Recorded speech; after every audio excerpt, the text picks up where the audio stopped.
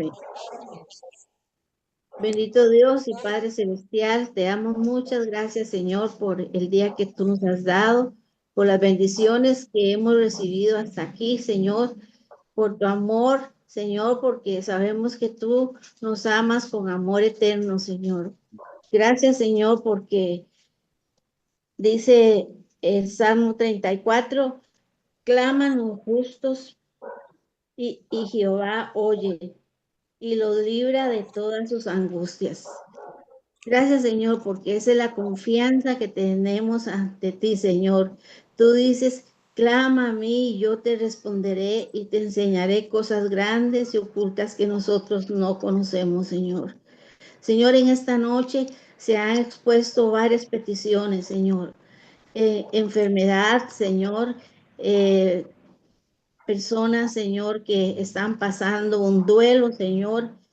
Nos unimos, Señor, al dolor de cada una de ellas, Señor, a sentimientos, Señor, de soledad que en este momento sienten, pero sabemos, Señor, que dice que aunque padre y madre nos faltare, tú estarás con nosotros. Tú nunca nos dejarás, nunca nos desampararás, y esa es la petición que tenemos para cada uno de estos hermanos o conocidos, Señor, que están pasando este momento, Señor, difícil en sus vidas. Te pedimos fortaleza, paz, consuelo, Señor, para ellos y para todas sus familias, Señor. Señor, también te damos muchas gracias por este ministerio de Zoom, Señor. Cuántas cosas aprendemos, Señor, cuántas cosas podemos retener en nuestra mente y en nuestro corazón y poderlas compartir con aquellos, Señor, que no te conocen. Bendice, Señor, a cada uno de mis hermanos que en esta noche se han hecho presentes, Señor, y ayúdale, Señor, en cualquier petición que tengan delante de ti, Señor. Tú las conoces, Señor, más que nosotros, Señor, y te pedimos que tú las contestes conforme tu santa divina voluntad. Perdónanos, Señor, nuestros pecados, nuestras culpas, Señor, todo aquello que continuamente estamos errando, Señor. Te pedimos que tú nos perdones y gracias, Señor, porque tú derramaste tu sangre, Señor, para perdonarnos y limpiarnos de toda maldad. Ahora, Señor, te pido que el mensaje de esta noche, Señor, sea de bendición, como siempre, para cada uno de nosotros y que tú le des la sabiduría suficiente a don Eric, Señor, que es quien nos va a compartir tu palabra. Todo te lo pido en el bendito nombre de nuestro Señor y Salvador Jesucristo. Amén. Amén. Amén. Hermano Eric, el tiempo es tuyo. Muchas gracias, Naaman. ¿Me están escuchando? Tomás media hora. Sí, señor, sin problema. Perfecto. Perfecto. Entonces, vamos a continuar. Estamos en la profecía de Enoc. La semana pasada vimos el versículo 14. Y hoy vamos a tratar de abarcar el 15 y el 16. Hasta donde lleguemos, no hay prisa. Si alguno de ustedes tiene alguna pregunta y la quiere hacer durante la exposición, no hay ningún problema. Pero si me levanta la mano, no lo voy a ver. Entonces voy a pedirle a Naamán y a Gisela que estén atentos. Y si alguien levanta la mano, que me avisen para darle la palabra y poder escuchar su consulta. ¿Ok? Hoy el tema está muy interesante porque va a hablar del juicio universal. Recuerden que estamos hablando de la profecía de Enoc, séptimo desde Adán. Es decir, este hombre, Enoc, fue contemporáneo de Matusalén. Fue contemporáneo, habíamos dicho, de Adán. Ahorita no recuerdo si fue contemporáneo de Adán, honestamente, se me hizo un cruce de cables. Pero sí estuvo con Matusalén, y aquí lo interesante es que las enseñanzas que Dios le dio a Adán fueron transmitidas directamente hasta Noé, en línea directa, por hombres que conocieron a Adán o a alguno de sus descendientes iniciales, es decir, antediluvianos. Y aquí lo interesante en todo esto, mis hermanos, es que ahora viene Noé, ¿verdad? Y permítanme un segundo, estoy peleando con la computadora. Listo. Ok. Ahora llega Noé, viene el diluvio y se salvan con él 8 personas. Pero aquí hay algo interesante que dice Judas en el verso 15. Y lo que dice es,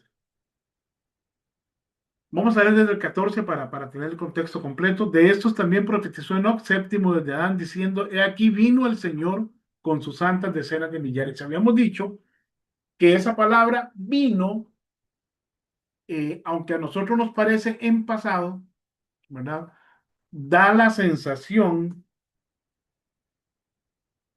permítanme, da la sensación de, de ser algo certero, tan certero que lo habla como un hecho realizado, aunque se refiere a un hecho futuro. ¿Ok? Y ese juicio universal no ha sucedido y no va a suceder hasta el fin de los tiempos. Entonces, aquí es importante ver de cuál juicio estamos hablando. Porque recordemos que Dios ha tenido varios juicios, ha juzgado a varias naciones en el pasado, y las ha castigado por sus hechos, por sus actos contra su pueblo Israel, pero también después de la gran tribulación van a haber unos juicios, la misma nación de Israel va a ser juzgada y luego las naciones gentiles serán juzgadas. Pero aquí estamos hablando de un juicio que está todavía más allá de la gran tribulación y es un juicio que conocemos como el juicio ante el gran trono blanco. Ya en una ocasión hicimos un estudio en este foro aquí en los miércoles, hicimos un estudio sobre los juicios al final de los tiempos y ese es el último juicio donde delante de Dios se presentarán grandes y pequeños, ¿verdad? De todas las edades de la humanidad que nunca conocieron al Señor o que nunca quisieron reconocerle. Y entonces, estas personas serán juzgadas, dice la Biblia, en un pasaje según sus obras. Y aquí vamos a comenzar con el versículo 15. Dice, para hacer juicio, vino el Señor con sus santas decenas de millares, para hacer juicio contra todos y dejar convictos, y aquí aclara a quiénes va a dejar convictos, a todos los impíos, y menciona la palabra impío una vez, de todas sus obras impías 2 veces, que han hecho impíamente 3 veces, y de todas las cosas duras que los pecadores impíos 4 veces han hablado contra él. Entonces, vean qué interesante. El texto repite 4 veces la raíz impío, acebis o acebis, para hacer juicio contra todos, convencer a todos los impíos de todas sus obras impías que han hecho impíamente y de todo lo que han hablado contra él. Ahora, este término impío, eh, si lo vemos desde el latín, impius es un adjetivo que se utiliza para describir a alguien que no tiene piedad, que no tiene creencia religiosa o respeto por las cosas sagradas. También se aplica a comportamientos crueles, a alguien que no es religioso o que se declara ateo. Se refiere a alguna persona que no profesa ninguna fe que rechaza o duda de la existencia de Dios. Alguien que es profano o sacrílego, describe acciones o opiniones que resultan contrarias, hostiles e irrespetuosas hacia la religión y sus dogmas. Despiadado o cruel. En un sentido más general y literario, se utiliza para calificar a una persona, acción o circunstancia que carece de compasión, piedad o humanidad. Sin embargo, esta traducción en el contexto de Judas y de la palabra de Dios en general se queda corta. Podemos decir que se queda corta, que es superficial. Si no se explica eh, la carga que pesa realmente sobre esa palabra que se traduce como impío. El término se compone de a, que es una negación en griego, sin, y sebomai, que es reverenciar, honrar, adorar. Entonces, literalmente, asebis se puede traducir como sin reverencia o sin respeto hacia Dios.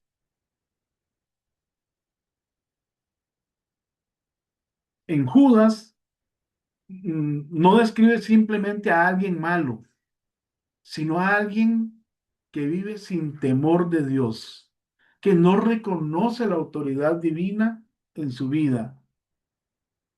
Se refiere a alguien que distorsiona la gracia, recordemos el verso 4, convierte la gracia en libertinaje, rechaza el señorío de Cristo, no se somete a él, aunque pueda hablar de él. Es decir, no porque una persona diga gracias a Dios, es porque de verdad le está dando la honra y la gloria a Dios. No porque una persona diga, si Dios quiere, o Dios mediante, perdón, significa que esa persona realmente pone su esperanza en Dios.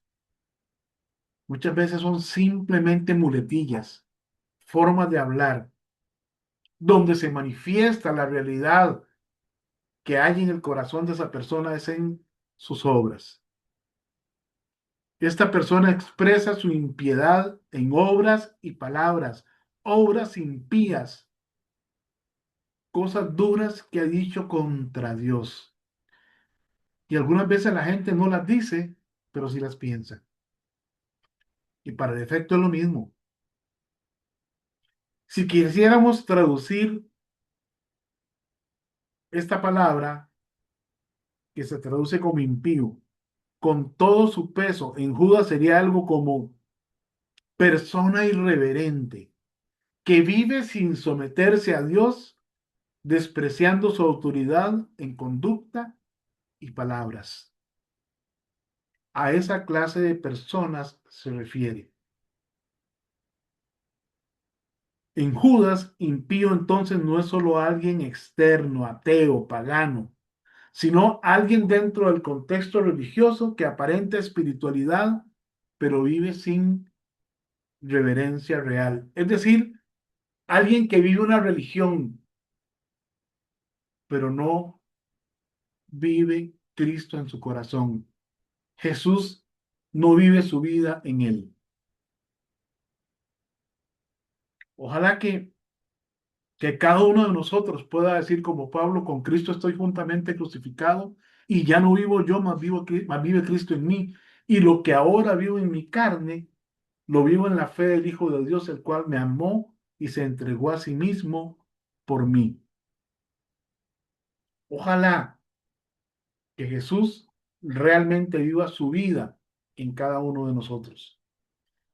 Ahora, la impiedad no es ignorancia, es rebeldía moral. No es solo conducta, es lo que hay en el corazón de la persona, es lo que realmente es, por lo cual no es algo ocasional, no es que alguien en un momento dado, por causa de la angustia, del dolor, el sufrimiento, expresó algo inapropiado, no, es un patrón de vida.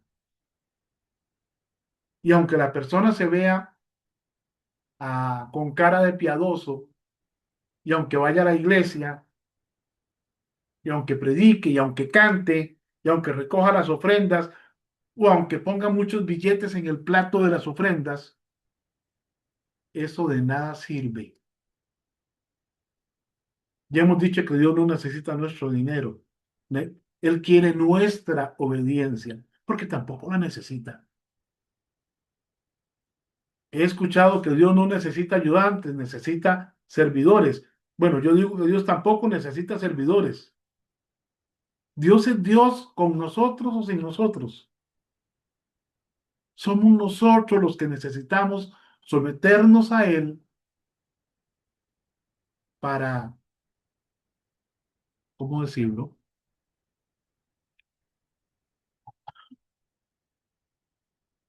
Para estar completos, para ser perfectos. Y no quiero decir sin defecto o por perfecto, sino maduros, preparados para toda buena obra. Y la mejor obra que podemos hacer es predicar el Evangelio de Cristo a toda criatura. Entonces, el impío vive en una completa anarquía frente a Dios, como si Dios no gobernara. El piadoso vive bajo el señorío de Dios. Y aquí recordemos que Dios es Señor de todo o Señor de nada. Él no comparte su gloria con nadie, ni su propiedad.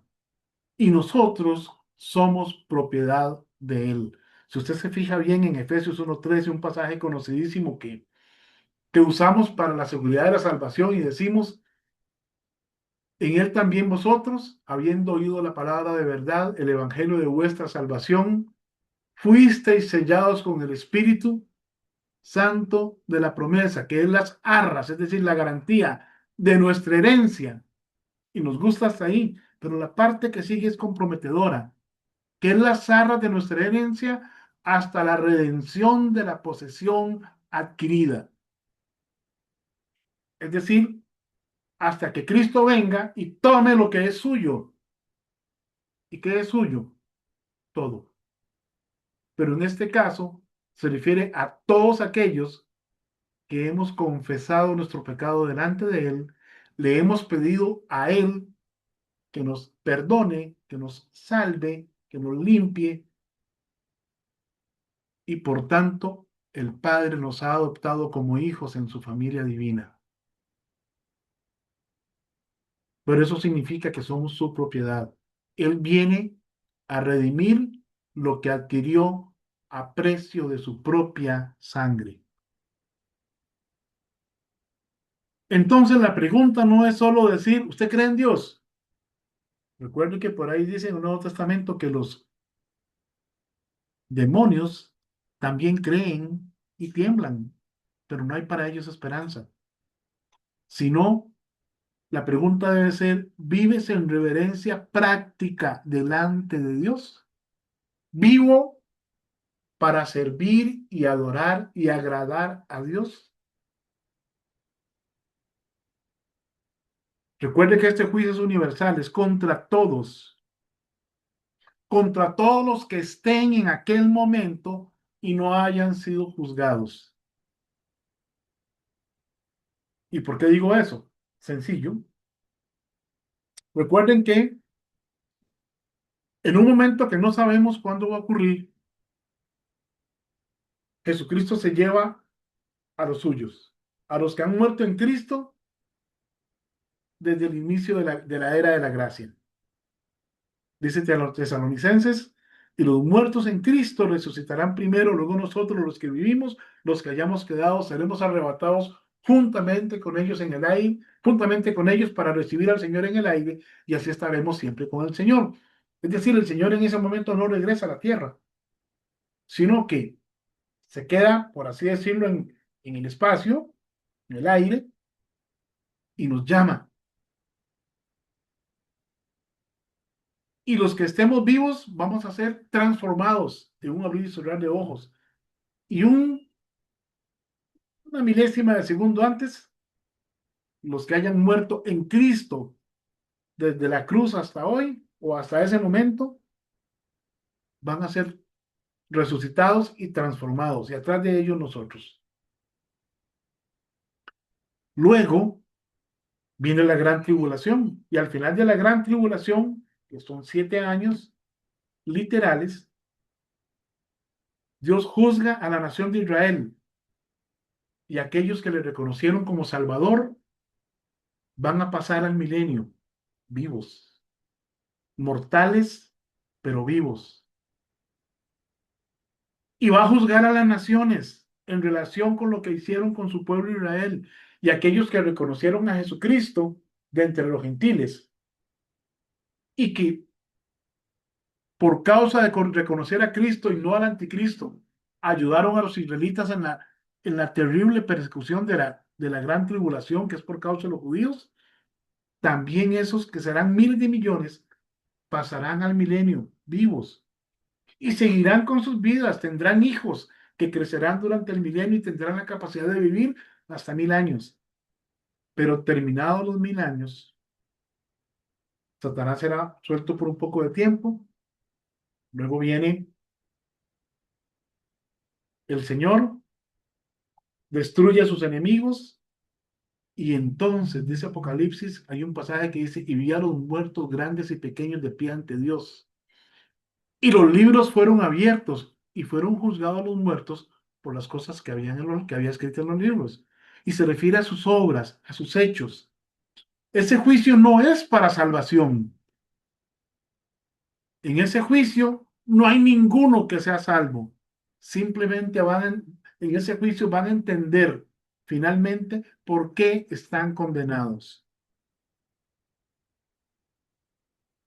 La evidencia es moral, obras.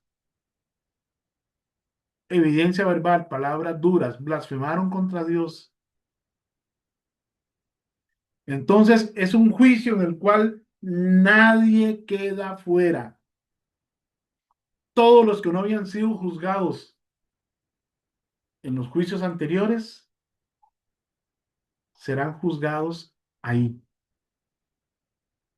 y habrán muerto. Inclusive en el milenio habrá personas que morirán y serán levantadas en ese juicio para ser juzgadas, porque no quisieron reconocer a Jesucristo como Rey, aún teniéndolo entre ellos.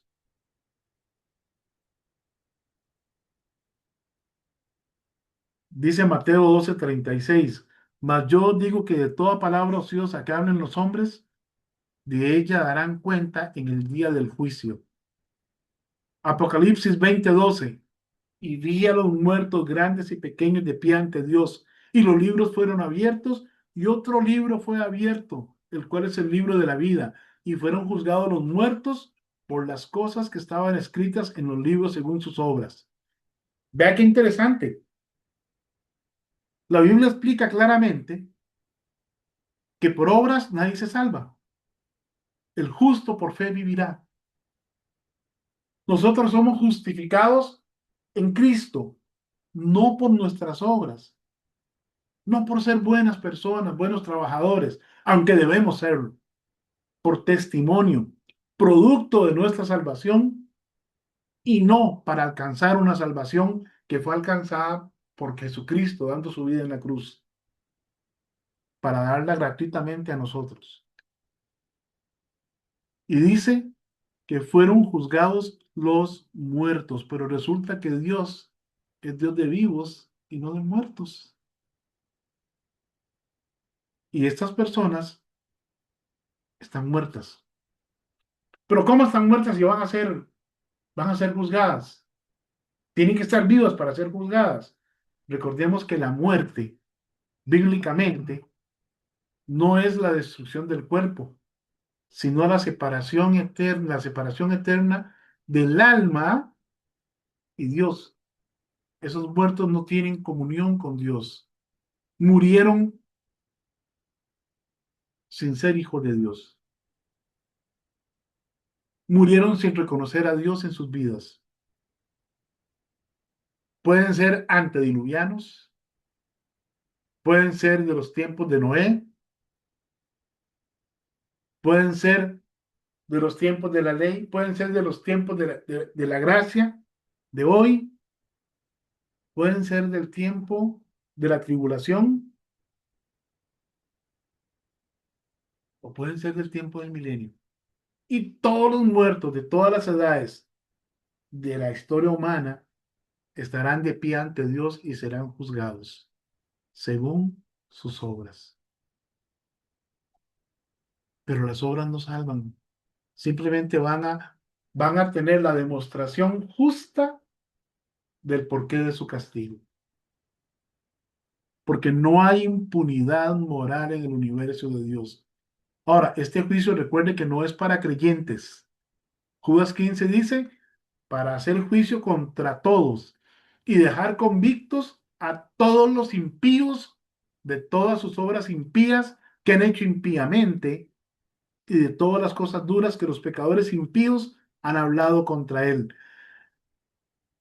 En el contexto inmediato es la profecía atribuida a Enoc, Judas 14 y 15, donde el Señor viene con sus santas decenas de millares para ejecutar juicio. Ahora, el énfasis del texto recae en la certeza del juicio divino contra la impiedad. Entonces, ¿quiénes serán juzgados? En griego dice katapantón, todos, todos, pero no está refiriéndose a los creyentes. Recuerde que nosotros no vamos a ser juzgados porque el juicio de nuestros pecados cayó sobre Cristo y Él pagó el precio.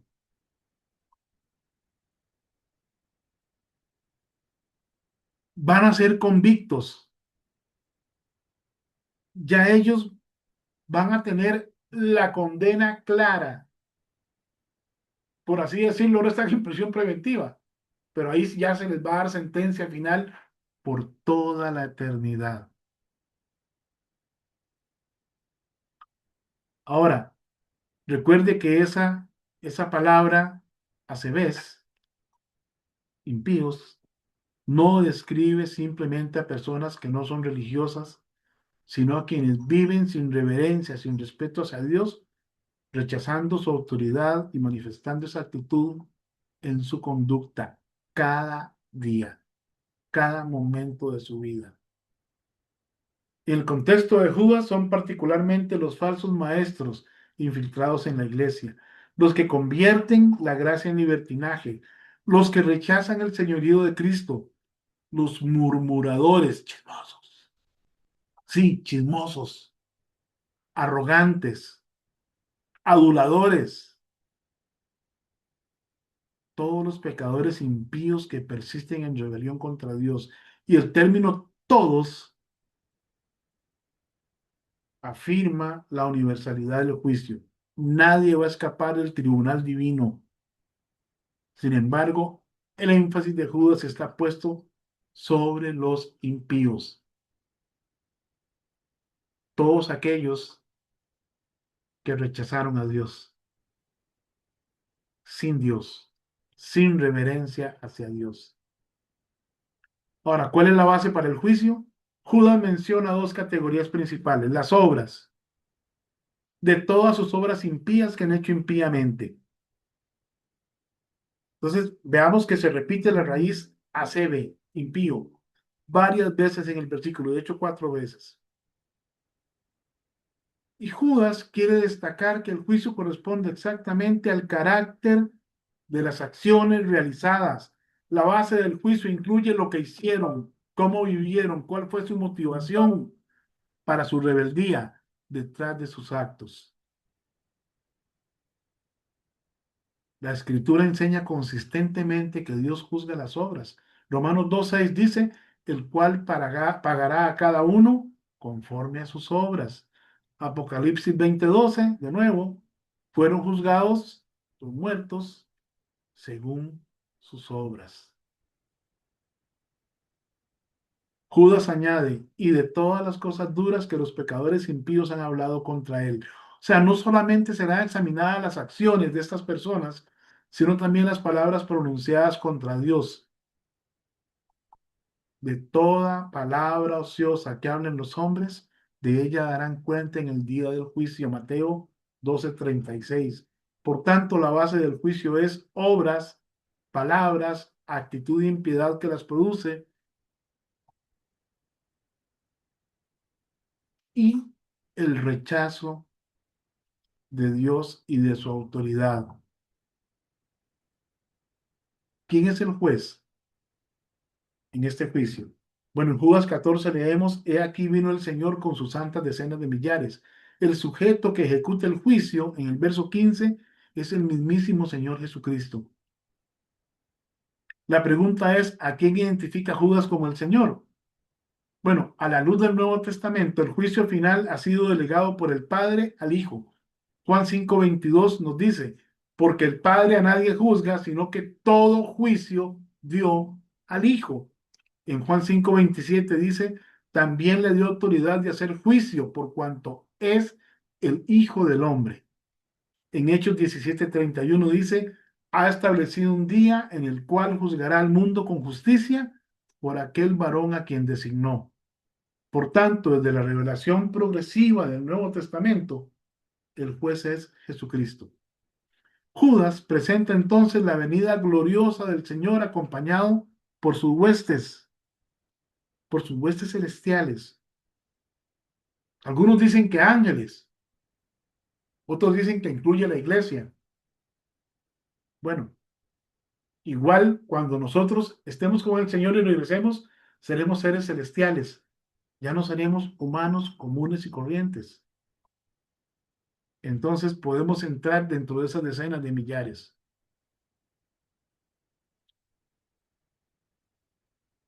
¿Quiénes serán los juzgados? Todos los seres humanos, con énfasis especial en los impíos y falsos maestros descritos en Judas. La base del juicio, sus obras impías. Aquí la pregunta es, ¿qué pasa si hoy una persona muere sin Jesucristo? ¿Qué pasa si alguien fallece y no se ha arrepentido delante de Dios, no tiene a Cristo en su corazón, por lo tanto no es un hijo de Dios? Va a resucitar después del milenio para enfrentarse al juez del universo, al Señor Jesucristo, en el juicio ante el gran trono blanco, en ese juicio universal que nos menciona aquí la palabra de Dios en Judas.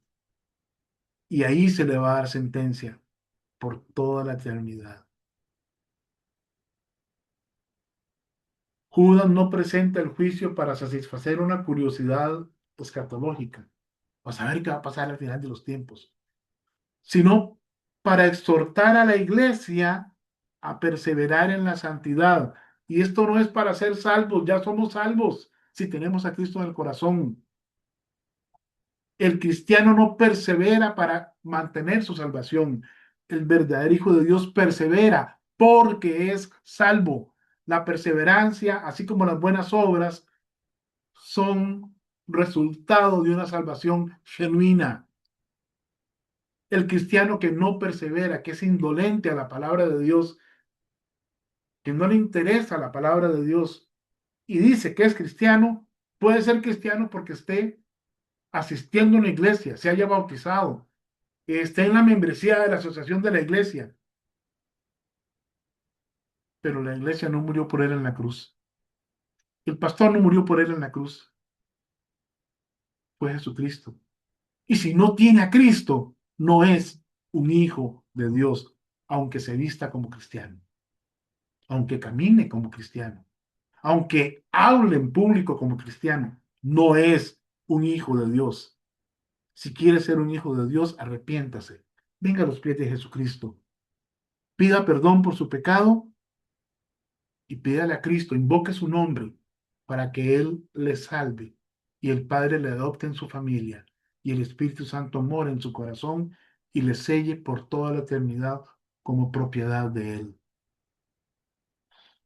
El mismo Cristo que hoy ofrece gracia y salvación será el juez que un día vindicará su santidad y juzgará toda rebelión persistente.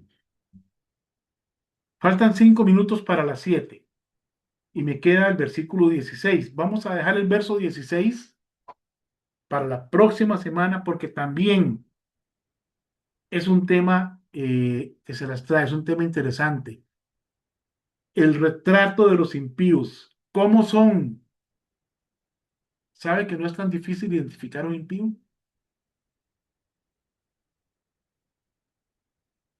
Jesucristo lo dijo en el Nuevo Testamento, en los Evangelios: por su fruto los conoceréis. No puede el árbol malo dar buenos frutos, ni el árbol bueno dar frutos malos. No puede un hijo de Satanás dar frutos de arrepentimiento. Y un hijo de Dios tiene que dar verdaderos frutos de arrepentimiento. Cuando vemos gente murmuradora,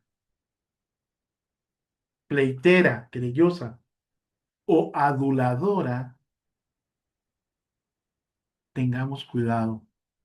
Esa persona podría necesitar ser evangelizada. No ser estigmatizada. No. Jesucristo murió por esas personas. Y si les llevamos el mensaje del Evangelio con amor, puede que respondan al Evangelio y se conviertan y pasen de ser impíos a hijos de Dios. Porque eso éramos nosotros antes de conocer a Cristo como nuestro Salvador personal. De la próxima semana vamos a ver el retrato de los impíos. Que el Señor les bendiga. Voy a terminar aquí la transmisión.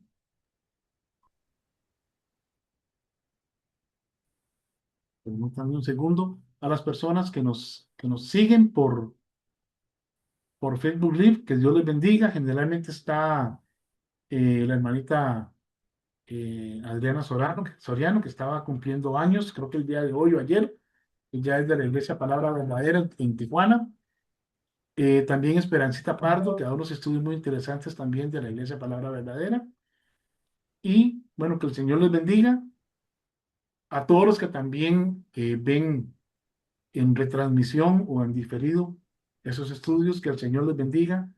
Y si usted no conoce a Cristo como Salvador personal, si usted no tiene la seguridad de que al morir su alma va a ir al cielo, déjenos un mensaje, le vamos a contactar y le vamos a explicar con la palabra de Dios cómo usted puede pasar de ser un impío, una persona condenada por la eternidad, a ser un hijo de Dios, perdonado, salvado por toda la eternidad.